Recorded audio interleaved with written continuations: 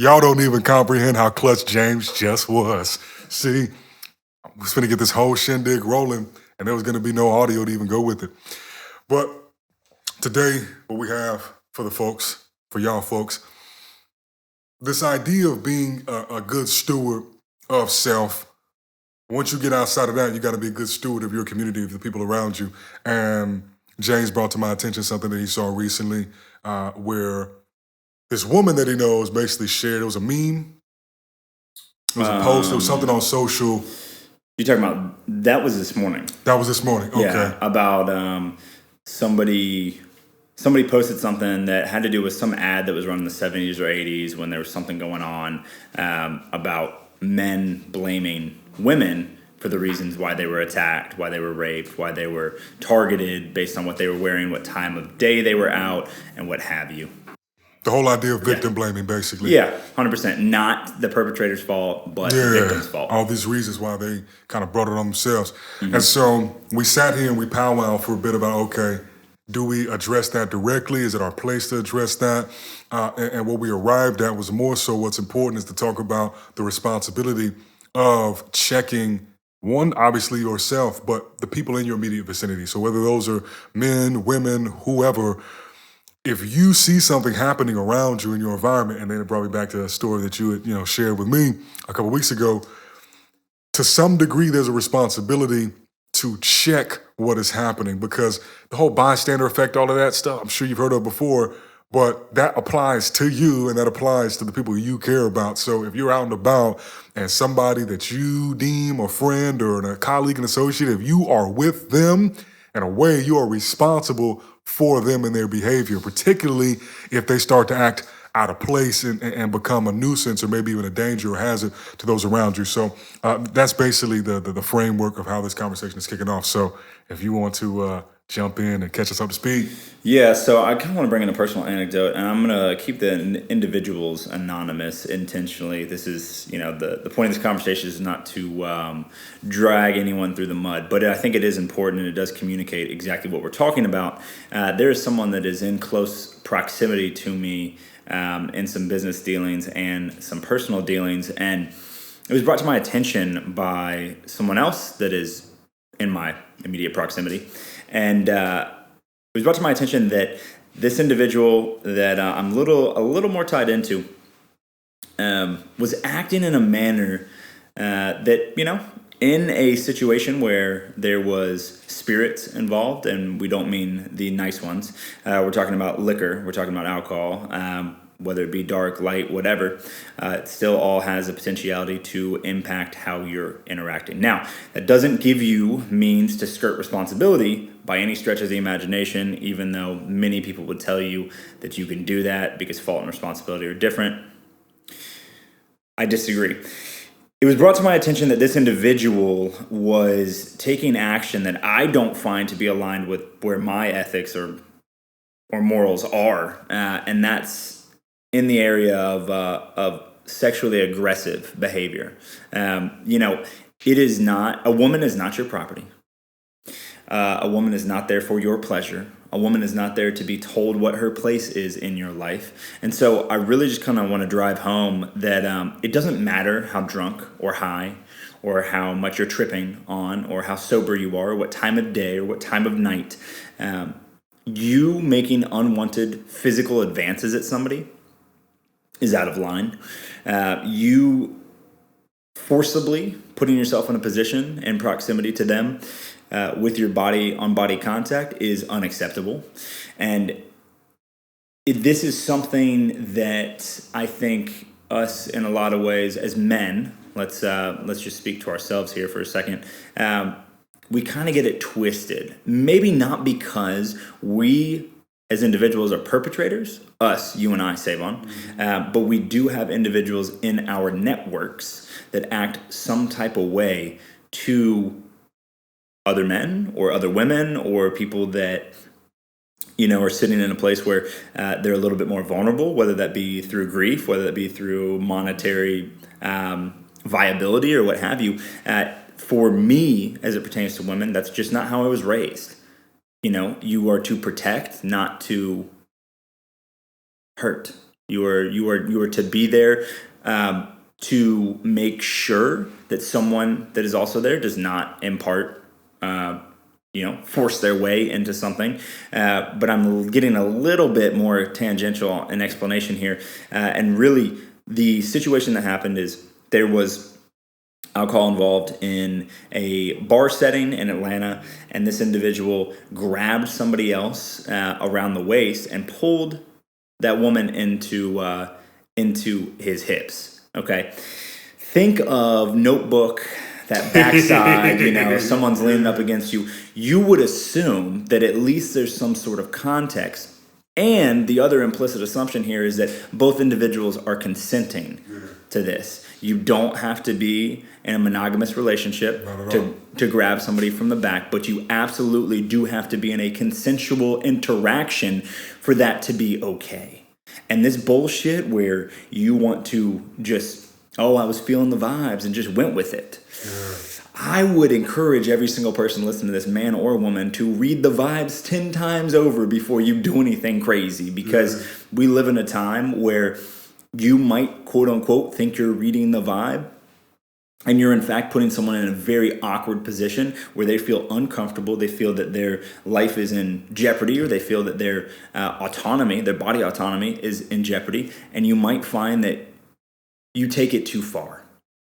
So I feel as though we're just in a place where there's not enough accountability, pure accountability. And it's something that we've talked about before, community and accountability. We don't take responsibility for our own actions, and we don't check those around us. I mean, if I'm in a situation where I'm acting up in any regard, in business, I'm not doing what I'm saying I need to do. I'm not serving my partner. I'm not loving those around me. I'm not showing up. I need to be checked. And we need to take that same framework and apply it to individuals that are crossing boundaries. In my mind, it's nobody else's responsibility but ours to check those around us. Question though, because even as you're laying this out, because I'm like, we know this. I think most people know this. From where I sit, the difficulty then becomes, how does one gauge when that boundary has been crossed? Because sometimes it's like you're watching and you're like, all right, well, technically everything still looks kosher for the time being. So one, recognizing when something has been crossed, but then two, how one handles it. Because, at least historically, there have been certain situations in the past where it's like, okay, my reaction may be disproportionately absent from a situation until it feels like it's required, and then it's like we ratchet it up to 100 immediately, where they're probably 5,000 RPMs. Yeah, there was probably some gradient, some in-between point that could have had the same end goal achieved, but navigating what that nuance is, and even to just acknowledge the fact that if this is somebody in one's peer group, whether it be a close friend, whether it be, let's say it's the partner of a friend you have around you, your homeboy's girl, your homegirl's guy, whatever it is, how to then keep in mind that there is a relationship there already, most likely. So how can one go about sufficiently checking that person's behavior if it checks these boxes of what's out of line, but still try to keep in mind that there is context, there is a relationship there pre-existing, and maybe this is out of the ordinary for a person. What then is the best way to handle all of that? Do you kind of follow what I'm saying? Because in my mind, let's say I'm in the exact situation that you were in. I almost then have to make myself, to some degree, I will try to use my context pre-existing with that person as the leverage to not have to be as aggressive to kind of shut that down. You're talking about physical yeah, just be able, okay, if it's my homeboy and he's kind of being a little bit too pressed up on a lady he sees, because that's my boy, it should be easier to go up and just say, hey, cuz, you know what I'm saying? Hey, bro, she ain't really feeling you like that, I don't think she's feeling you, or, you know what I'm saying? Like, bro, like, you know what I'm saying? Like, let's hang out over here. Yeah, you know what I'm saying? Let's just, push back. But if you lead that way and then it's like, nah, bro, man, nah, you crabbing the bucket or you cock blocking or yada, da, da, da. Kind of where that dance comes in of at what point is it, do you control? I know the question's a little bit amorphous, but I guess it's less of a question and more of an acknowledgement that it's a messy situation, or it can be a messy situation. and just trying to kind of think out loud with how the things one needs to keep in mind, that you don't have to go straight to 100 the same way you might need to if you have no context with a dude at the bar. You see him like something you told me before, put his hands on his girl. Then to me, it's like, cool, we can run straight to 100, put hands on the dude, you know what I'm saying, put him down if necessary. Whereas if you are someone with context, you can kind of take these smaller steps to hopefully get them to get the point across. But then if they don't, have to keep in mind, all right, this might be a little speed bump in our relationship, but fuck it. You know, as you're even, you know, I was being bad there, and I was thinking about my response to what you're saying, because you're giving more context to the question that you're asking. But I think that regardless, it's not a fun scenario to be in, because you either, and I believe was it the Stanford experiment? Yeah. Is that it? Talking about the prisons and the inmates, the guards? Yeah, I mean, at the end of the day, if y'all didn't know this, I've been in law enforcement before, and the bystander effect is aggressively apparent the longer you spend around people that are given power that's unchecked. It's aggressively apparent. It honestly is something that you take for granted if you're in the scenario and you see it happening, because you also know that it's another complex situation. But in this regard, I mean, unfortunately, sometimes you gotta do hard shit. Yeah. You know, if somebody's fucking up, it is not okay to incite violence. I think anyone that's listening to this in their right mind could agree that it is not okay, or it should be allowed to incite violence against women. Yeah. I think that that's absolutely ridiculous. And if you're listening to this and you feel otherwise, pull up on us and, you know, we can have a conversation. But I think that it's a very complicated conversation, because there is, like, for example, last week, bartending, right? Last week, somebody and their significant other, they were at the bar, and he put his hands on her and slammed her on the bar. Prior to him slamming her on the bar, she slapped him, backhanded across the face in front of everyone. So in those situations, it should be lit at that bar, boy. I'm sitting there like, I have your credit card. I need you to tip. Mm-hmm. Who do I take down? Because you just backhanded him, but you slammed her on the bar. I'm not cool with either of those. Like, security, can you get involved? But then let's also look at this. Someone that's hired to do security, not doing their damn job. I should not, and I think that this is how it should be. You should be able to check your own homies before someone that's working security at the bar, or somebody else that's a bystander that's maybe got training in mixed martial arts or what have you, or is just willing to take one for the team and make sure that you don't do that, comes and intervenes. We are past a point where it's just okay to just let our friends, our acquaintances, or what have you, just have their way and do whatever they want to do, and us pretend like, that doesn't matter to me, that doesn't bother me. It's not something I would do, but, like, you know, not my animal, not my circus kind of thing. Like, okay, that only works for so long, because then you're part of the problem. And it only works at a level where it's not escalated to the point where people are beating each other, you know, or holding each other against one another's will. So the short answer is, I don't fucking know what the answer is, because in my view, I would rather put down one of my friends with an elbow across the face and break your orbital bone if you're doing some fuck shit that you shouldn't be doing. I would prefer to do that, because for you to be out of line, you've got to understand where I sit on that. If you call me your friend, you're going to feel that friend elbow. Like, that's some dumb shit. And it's out of love. And I'm not interested in being around people that can't take that and then move forward on, like, okay, yeah, I can't be doing shit like that. If I want this person in my life, I need to act right. I need to act better. I need to do right by others. Mm-hmm. I don't think that it's always that serious to take an elbow across somebody's face. But even sometimes, listen to how the guys and the girls, or the men and the women in your life, are speaking about the opposite sex, or whoever they're attracted to. Maybe that same sex. Lily was going to be a follow-up, yeah. Listen to how they're communicating about the people that they're spending time with. It is often very apparent how they view that individual, what context they view that individual in. And it's not to say you can't get your rocks off. Get your rocks off. Consensual interactions between adults, not my business. What you do in the bedroom, not my business, so long as no one's being held against their will or it's non-consensual. And I think that these bar situations where men love to just walk by and grab somebody's ass and do this and do that. Yeah. And we're not talking about isolated incidents either. We're not talking about someone gets out of line, they get back in line. Okay, yeah, you can accept responsibility for what you did there, but how about the individuals that are repeat offenders here? And it's intentional. It's the strategy. They're okay. I'm gonna go to the club tonight. I'm gonna grab a couple asses. I'm gonna talk crazy to a couple hoes and see who bites. Because someone might. And a lot of times, if we just keep it in a buck, there are plenty of people who fit those parameters who want to bite. But all along the way, and that person wanting to bite is its own issue in and of itself. It's probably from a lack of self-love, not seeing good relationships modeled in the past, daddy issues, mommy issues, whatever. But all along the way, there's like this collateral damage of all these people who got violated, and just because somebody's at the club, just because they're drinking, just because they look good, just because they flirting.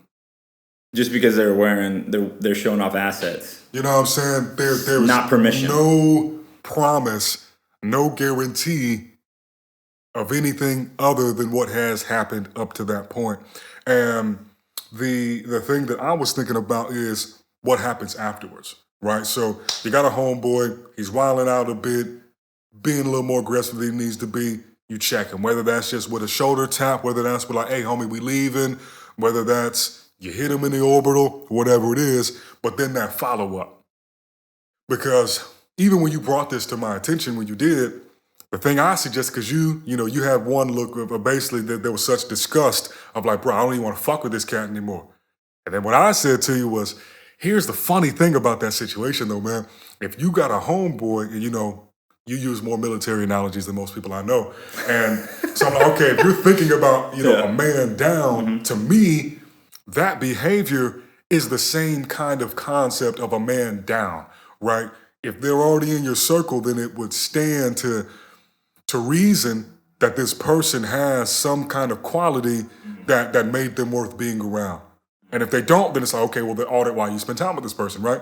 But if that is the premise there, and that these behaviors, these habituations are demons that are still being worked out of their system, well then instead of completely dropping this person, wiping your hands clean of them and moving on, which is entirely okay to do. By no means am I saying it's not. I mean, you don't ever have to ask for permission to do that. Yeah, you know what I'm saying? There's no need to explain it either, but understanding that that's going to have its own consequence versus if you check the friend, but then you stick around almost with contingencies in place as like a probationary period of like, okay, look, we go way back, you my boy, you my girl, whatever, but that shit that happened was foul. I don't fuck with that shit in any way, shape, form. It really should never happen again. And so then once you put this person on notice, who knows what they're gonna do in their own free time, but ideally that should set a framework or a scenario where they know, at least if they're in your presence, if I'm around James, if I'm around Sae'Von, this shit ain't finna fly because we've done it once, we saw how it played out, and let's say the situation was more amicably resolved with no violence necessary. Maybe communicate like, look, bro, I was pretty low key this time, but do that shit again, I'm fucking you up, and that whole approach ideally being one that allows you to not abandon somebody, a fallen soldier, a fallen comrade, when in reality they're really showing you that they need guidance, they need help, they need mentorship. They need assistance, they need someone to grab them and like, all right, this ain't gonna be fun, but we're gonna drag. Yeah, because it's like either I can let you get pulled down by the rip current and die, or struggle a little bit, feel like a kind of waterboarding, you're up, you're down, but ultimately we get you out of there. And in my mind, even though in some senses, situations that could feel like the harder thing to do, and obviously there are some things where like, if you cross this boundary, I'm not fucking with you at all, right? We're just here, two guys spitballing over 30 minutes. We can't get into every situation. Yeah. But assuming it's nothing to that degree of foulness, that ideally that brings that person to a better state of wholeness down the road, and it can even strengthen that bond because that person has obviously demonstrated that they need a little bit of guidance. And so if one feels up to the task, and you don't have to, just know that dynamic in the relationship is often it probably means it's going to need to change a bit to be more of a mentor-mentee relationship versus a, comrade, equal, 50-50, we buddies sort of vibe, and maybe need to be a little bit more paternalistic, a little bit more, maternal. But if you're down for that. Yeah. But that peer accountability mentor-mentee works with sponsors for AA and NA. Great point. It's something that, like, hey, you're both, and there's more synergy between the two because they've both struggled with the same things that one is helping the other with. Now, can't say that I've ever been in a situation where I'm walking around and that's my mission. Like, I don't know. I'm a little bit more suave with my words. How's it going to describe it? I've never felt the need to go down that path, and I think that it's not always something that's been front of mind either, though, until I see it. There's like certain things that people, you could say this about a lot of things. There's certain things that people in my immediate circle do not do at all, period, end of story. So when I see it sometimes, I'm like a little bit, what'd you just do? What'd you just say? So it doesn't necessarily throw the urgency out. It more so just, it brings it back to my attention and brings it front of mind because I don't see it day in, day out. But I think that the answer is definitely violence last there, but I also think that has to do with context. If you punch a girl in the face in front of me, it's like, that's it, dude. I'm not even going to apologize. We'll take whatever comes from it. Like, that's, it doesn't matter what the outcome is, how I end up there at the end of the day. I won't put up with that, period. And even looking back to college experiences in the bar scene there too, where everyone's inebriated, I look at some individuals that I worked with, some individuals that were managers of me, some individuals that were under my management inside the bar scene. And I can even look at now being in the bar scene, very much less, but there's a lot of behavior. There's a lot of behavior that you're like, woo-hoo, you're really playing with fire here. You're really playing with fire. And so my tendency with checking people around me is it's really pole. It's really on the poles, because either I give an individual, and this is more so on the emotional side, if someone's more of a taker, I end up in a situation a lot of times where I'm giving. And I'm maybe giving too much. But then on the other side, when people act like what we're talking about, I'm much more swiftly to cut somebody off completely and just leave them out there. And maybe that's not, the humanitarian in me or the empathetic in me. But at the same time, there's some things that are just too heinous for me to be willing to help you through. There's somebody out there that might, but it probably won't be me. Legitimately. If you're forcibly penetrating women, sorry. I hope I actually don't catch you alone, because I'll do things that I can't take back. Like, that's how I truly feel about it. It's not a threat. It's not me directing that at any one person. I have some sort of conviction about certain things, as I'm sure you do as well, and I'm sure people listening to this, and look, I'm not interested in bringing violence into my life. It'll do a whole lot to change your spirit, yourself. But I'm also not going to let a woman get taken advantage of in front of me. Must hold our brothers and sisters accountable. Gotcha. There's responsibility on every side, everyone involved. What you're wearing, where you're at, what time of day it is, doesn't give anyone permission to do anything to you. How many times have you been in a situation where you let something potentially happen, or you watched? And I'll use a bar scene again. Most people listening to this went to an SEC school. Most of the people that listen to our podcast consistently went to an SEC school, or had some fun in college or whatever, or their late 20s. How many times have you seen a man more sober with a woman that's more intoxicated, and the context is not girlfriend, boyfriend? And have you ever thought about what happens when they get out of the public view? Because I, too, have been in a situation where I was more sober, and I've held somebody's hair while they threw up, made sure they went to sleep. But what about the people that didn't take the same didn't take the same boundary, didn't set the same line in the sand. How many people are getting taken advantage of out here? And then how many people are afraid to come forward because those individuals are habitual perpetrators and they have prominence? I cannot begin to understand what it's like to be sexually assaulted. I can't begin to understand at all.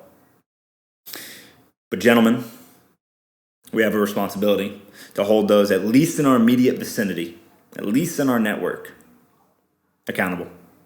And being preventative is better than being reactive, always. With your health, with this, literally everything.